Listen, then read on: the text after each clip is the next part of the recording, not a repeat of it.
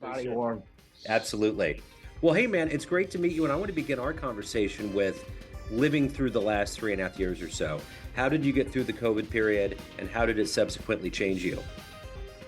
Oh man, I think honestly, the COVID period changed me so much. It's unbelievable. Starting in the very beginning, um, I was working for somebody else at the time when it all happened. My wife and I, we got married Christmas Eve, just before everything started going down for COVID. So, I think it was like February, March, April Yeah. of that very next year where we started having like the lockdowns and stuff like that. Um, and my the company that I was working for, I was working for another flooring contractor, and working for him or for that company, basically they wanted to shut down, and they tried to have everyone not work for 2 weeks.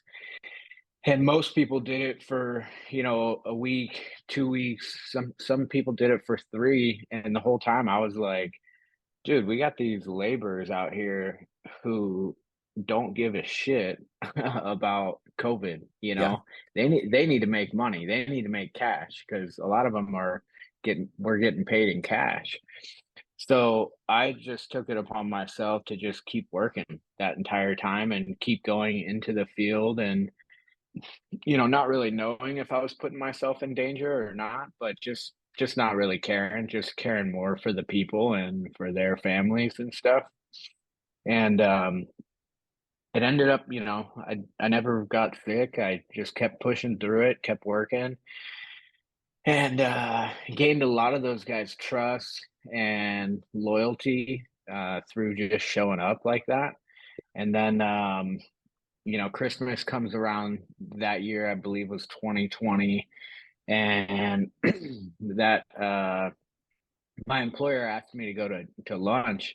So I went and had lunch with the owner, and he get kind of gave me we want to open another location. Are you interested in running it for me?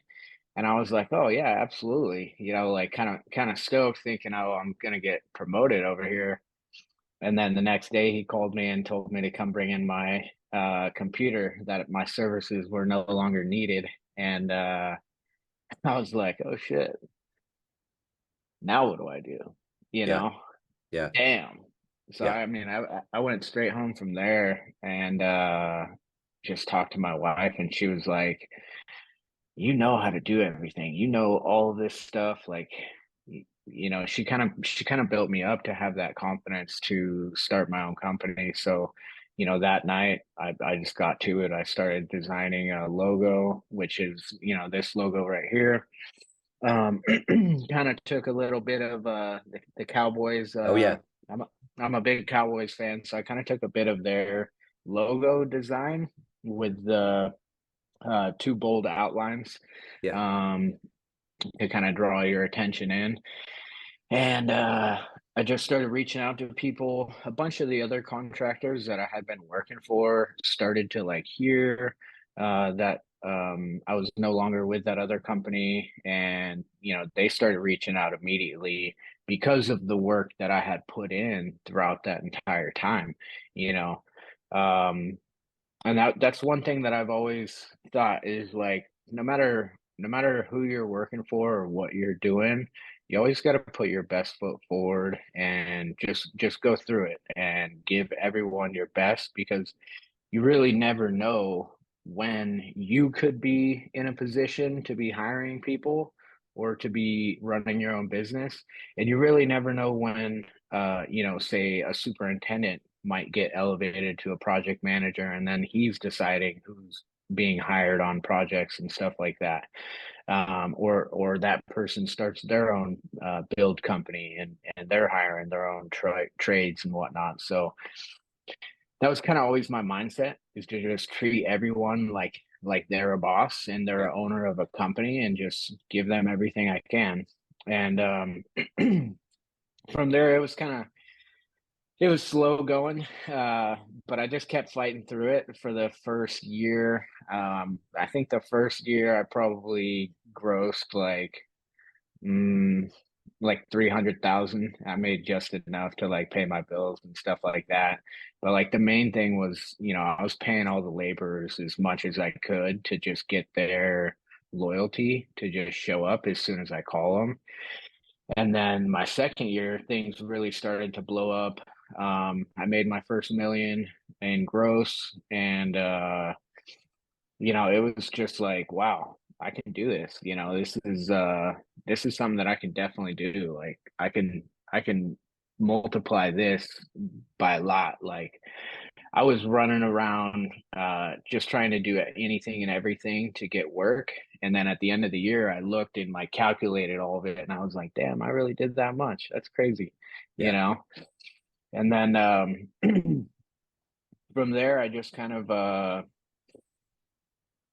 bought my first house, which was amazing to be able to do because that was one of the other things was um, I had just started sending uh, or requesting like pay stubs from the previous employer, like a couple weeks before Christmas, or a couple weeks before he let me go, so that I could get pre-approved to buy this house. And then all that happened, and it was like I had to, pretty much tell my wife and my two kids that, um, we weren't going to be able to buy a house, and we ended up staying at the place we were renting, which just miserable, miserable house. The landlord like threatened to during COVID, he threatened to like go over the house a couple times when like my daughter was the only one home, and Wow. she was 12 at the time. So it got to the point where I was like letting him know, like, dude, I got guns. Like, if you show up when only my 12-year-old daughter's home and you go inside the house, I'm gonna have to, use lethal.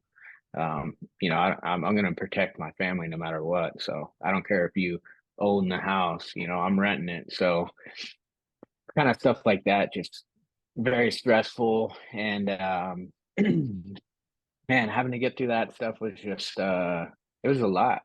But at the Yeah. same time, like the whole time I just kept telling myself, just keep pushing through, just keep pushing through. It's gonna get better.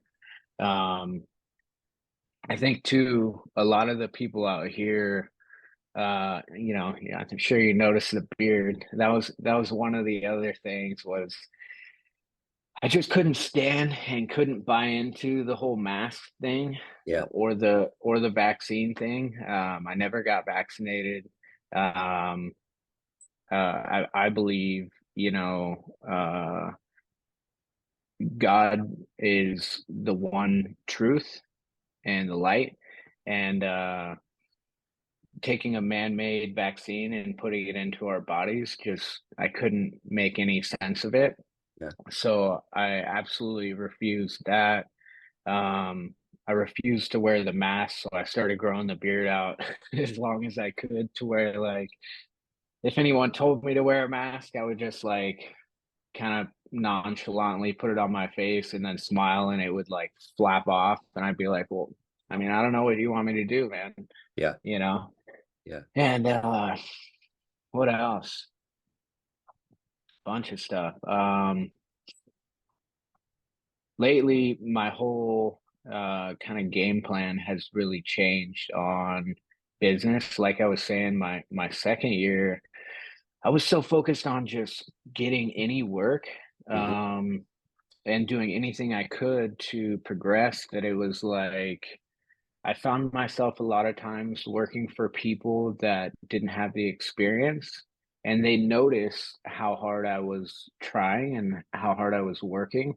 Yeah. So they started like kind of like offloading their business onto me, to where like, as a flooring contractor, I'd end up being the guy handling like the framing sub that was hired by them, and not getting paid for it.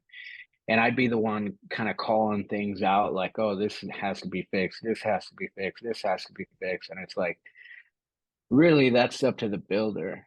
You know, the builder should have a project manager out there doing his job, taking care of their own project, not the flooring contractor. We should be able to come in, you know, if there's a couple things wrong with the flooring stuff, point it out, of course. But um, once I kind of realized that, I started to kind of pull back a little bit. Sure. And I had one experience that really taught me a lot. I got caught up with a builder who was basically like, you know, the whole show, you know what I mean? Like fake Instagram followers. He hired a YouTube guy to follow him around, and he had a bunch of money, so he was able to do these type of things to make it appear like he was a custom home builder. Yeah. And uh like I said, you know, I was just jumping into anything, like young entrepreneur trying to grow my business. So when I first met this guy, I was like so gung ho about it, like, oh dude, we're gonna be doing this, is gonna be the biggest project we've ever done, you know, thinking everything was gonna be great. And the first house we did for him, it was just like, you know, the pool was leaking, and I was like sitting there like, damn, that's not good. You know, Yeah. not that it was anything to do with me, but it was like, damn, that is not good at all. And then all of a sudden, they had a courtyard that like they had poured concrete all around, and they never put in any plumbing to drain that courtyard. And it was like, oh shit, you know, that area was starting to fill up like a pool. And I didn't think about it at the time. Like now looking back on those things, those should have been like red flags. Like, dude, Yeah. don't work, don't work for this guy. Like he's Yeah. gonna screw you over, you know? Yeah. And I kept working for him, and he ended up having a couple houses for sale at the same time. And it was right when like the market took a huge dip, and he was doing anything and everything he could to sell those houses, but he couldn't sell them Yeah. because the market took a dip, and he wasn't willing to lower his price. So of course, you know, looking at it, he did what he had to do to keep his business running, which was screw over every trade that was working for him. Yeah. So as I was sending like progress checks, one of them I sent was for like 40 grand. He gave me a check back for like 10,000. And immediately I looked at it and I was like, oh shit, like here we go. You know Yeah. what I mean? Yeah. Immediately sent him a text, sent him an email like, hey, we got to get this right. You got to, you know, we just finished 7,000 square feet of hardwood installation. I need to get paid on this progress check. And the response is like all telling. You know, at the time I didn't, I always like to like look back on some of these conversations to see like how much more I can really learn from it. Yeah. But looking back on the conversation, you know, he was immediately like, "No, I need you to show up at the other two jobs and get them done as quickly as possible." And it was like, "Oh yeah, no shit, you need me to get it done. Like, you're not gonna pay me. You're Yeah. already not paying me, you Yeah. know?" So we kept showing up for like 2 weeks, and towards the end of that 2 weeks, it became even more clear. You know, he started sending like painters on top of my guys, and I was, you know, every day that the painters were there, you know, my tile and hardwood guys, they don't wear respirators, Hmm. so they walk in and they see paint, they're like, "Oh, it's not us today; it's the painters." You know, they already have their stuff set up, they're already spraying. We're going home. So it's like 3 days in a row that basically a situation like that happened at two different projects with him. And I had scheduled out, you know, we had like eight more showers to do for him back to back to back to back. And I was really counting on that at the time. Sure. And basically, I had to go in there and take pictures of the painters and take video of them and sent it over to him. Hey, we can't we can't work in this environment.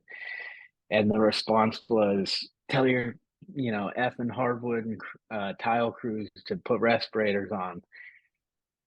And it's just like, oh man, Yeah. these guys don't care about the Yeah. laborers at all. Yeah. They're Yeah. they're just worried about their end of the money. Yep. And once I kind of realized that, I feel like really truly the biggest blessing in disguise. I learned so many mistakes on my part, but also how to read people so much better Yeah. while going into contracting with Yep. somebody or subcontracting for somebody. So from there, I pulled my crews. I sent him final invoices. I let him know we were going to be removing ourselves from the projects due to, blatant scheduling negligence and stuff like that. And he threatened to sue me. He actually sent me like uh, fake. It's kind of funny. Fake. He sent me a fake letter like that I was being sued, Mm. and so like anybody out there listening, like just know you're not getting sued unless somebody walks up to you and serves you a piece of paper. Sure. If somebody sends you an email and demands money, saying that you're being sued, that's complete horseshit, and don't Yeah. fall for it. Um, so that was Sounds like, like, yeah, it sounds like a traditional con man kind of a thing. So well, I'm oh, curious, totally. when you were a kid, what was your dream? Did you always want to be an entrepreneur? What was your dream growing up? To be honest, I wanted to be a pro football player. Okay. Um, I always wanted to be a pro football player for the Cowboys, and for the longest time, I chased that dream. I played football in California, and we actually went to the state championship when I was in high school. We got smacked up by Mark Sanchez, which Oh, was kind of frustrating. From yeah. he was playing for Mission Viejo at the time, and dude was dropping dimes on us left and right. There was Yeah. nothing we could do about it. Um, and I played football with somebody who did go pro and won the Super Bowl with the Pats. My boy Shane Vereen, which it's awesome to see somebody like that. He was always just such a good kid, like 4.5 GPA in high school, always a team player, and my dream kind of got cut short. I went to a junior college and I tried gaining more weight because I was like 5'7", 150 coming out of high school. And my high school coaches were like, "Oh yeah, you got to put on some weight, dude." And even though I was, I played strong safety, I was, pound for pound one of the strongest kids on the team. I was just, short and skinny. So I went there to try and put on some weight and tore all the ligaments in my left shoulder. And my dad is um, ex-military. He was Marine Corps recon for 8 years, and he was, well off in construction. And he was immediately just like, "Well, time to man up, dude. I got you some work boots. Start going to fucking work." I was like, "Oh shit." All right, so Yeah. he ended up getting me my first job in construction, working for Amco Construction, which is actually a pretty big construction company now. But he got me started doing demo, which is just a great way to start if you get into construction. We are doing demo in downtown Hollywood. So I was like 18 years old, driving a freaking Bobcat down the road, loading up down Sunset Boulevard, loading up a bunch of trash. We had our dump truck on Sunset.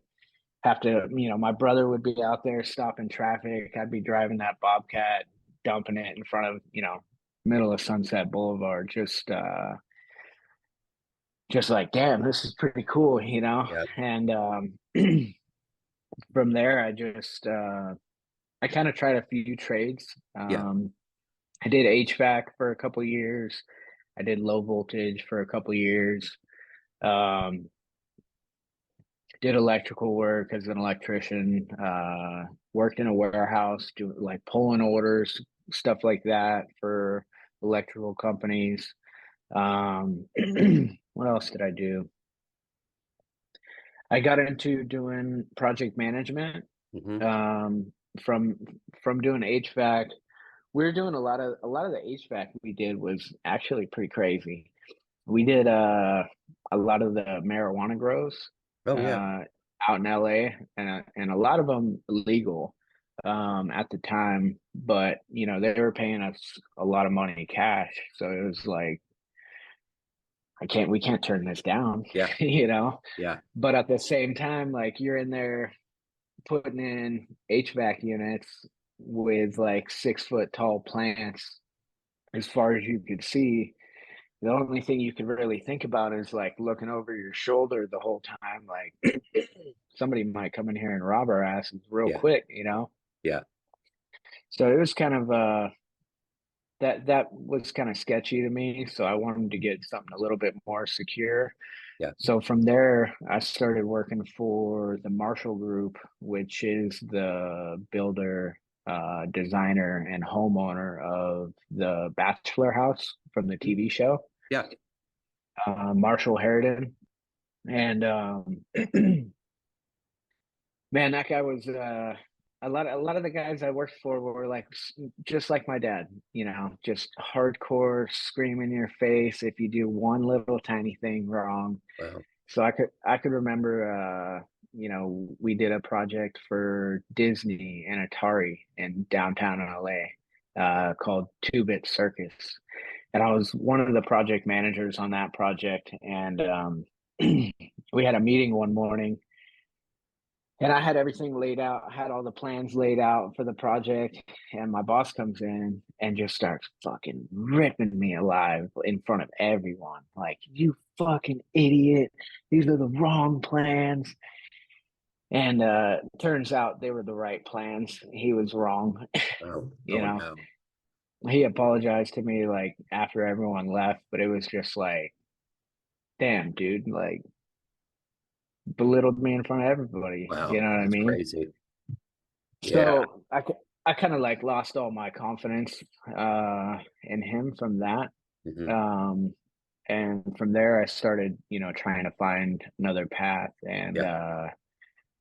I started working for um, Spectre Contract Flooring, which Mhm. is the number one flooring contractor in the nation. Um, and I got hired by their number one in the company. And it's a Warren Buffett owned company. So they send out KPIs every month uh, on a spreadsheet to where you could see everyone that works for the company and how much revenue they're bringing into the company. Right. And, you know, my boss was number one on that list every single month that I was there, and by a long shot. Yeah. And the way he trained me was so methodical. It was so relaxed and so just straight to the point. Like, he would pretty much tell me, like, I need these plans. I need the takeoff done today. I don't care if it takes you till tomorrow. Don't go to sleep until you finish the takeoff. Right. And it was like, okay, sure enough, you know, I'd find myself, it'd be like a high rise condo, 900 units. And I'd be sitting there 4 in the morning, just like drinking another energy drink, and I'd get it to him. And then he'd give me like 2, 3 days off. And it was like, oh, nice, dude. I'm still getting paid for those days off. And he would, you know, he would come in the room and he'd be like, here, mess with this program for 8 hours and write down everything you learned. And here's a few tips that I know. Let me know if you can teach me anything from it. And I would just sit there for 8 hours and just, play around with it, see what I could figure out. There'd be no repercussions. There's nothing that I could do wrong. I was just trying to learn it. Sure. And I really got to the point where I was like the best at doing takeoffs in the office. So from there, it was like, all right, we want you to be a construction manager, doing all takeoffs and managing everything in the field.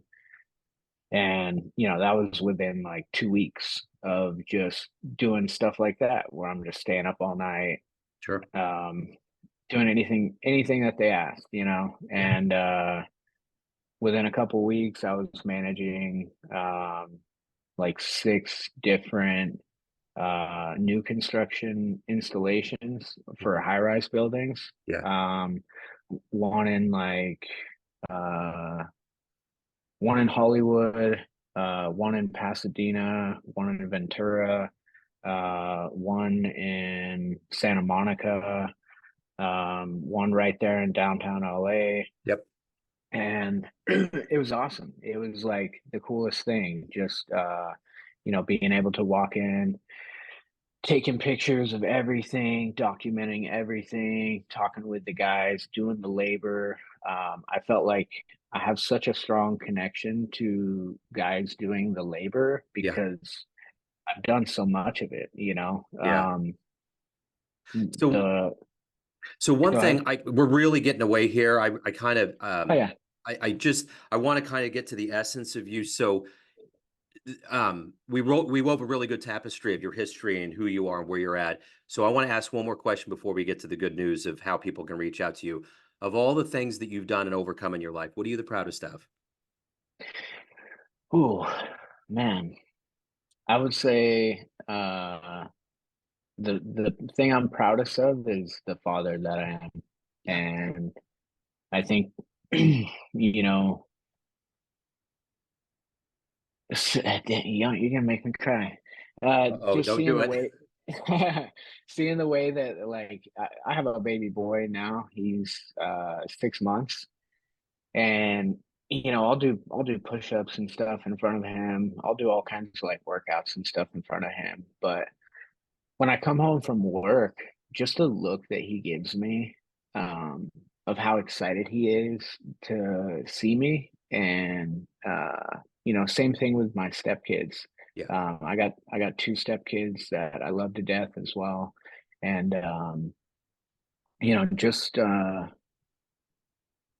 the way that you are as a man, it Yeah. affects your kids so much, Yeah. and I think the past 3 years, like you've been talking about with the COVID stuff, is a lot of their other friends and other people that we used to hang out with have kind of gone the opposite direction, and Yeah. I feel like just being able to be strong for them has really helped their development. My son, he's, going to be starting pitcher of his baseball team. My daughter, she's killing it in cheer. She's cheering for a team that's ranked in the nation, in the top like three in the nation. Yeah. And then my son is, my youngest son, he's just an animal. He just wants to wrestle, and he can't even walk yet, but you can just tell like the second that boy's able to walk, he's going to be wanting to run with me and stuff like that. So Right on. I'd say Right that, on. yeah, for sure that. Cool. So if anyone wants to reach out to you, hire you, learn more about you, how can they do that? You could reach out to me on Instagram. My Instagram handle is one.contract.flooring. If you want to DM me on there, that's great. Also, you could shoot me an email. My email is info@onecontractflooring.com. And, not only do I do flooring, but I also help people with mindset, fitness, and nutrition coaching. And I feel like, that's one of the main things that people need help with, Sure. but it's honestly the last thing that people want to invest in. Yeah. Uh, people don't want to invest in themselves. They want to invest in these things that they think are going to make them feel better. Sure. But nothing is going to give you more value than investing in yourself and your Absolutely. own well-being. So Absolutely. Yeah, right on, man. Jordan, this has been great. Thank you so much. Thank you for your story. Thank absolutely, you for man. taking time out. Have a great 2024, man. Hey, thank you so much, brother. Thank you, You as sir. well. Take care.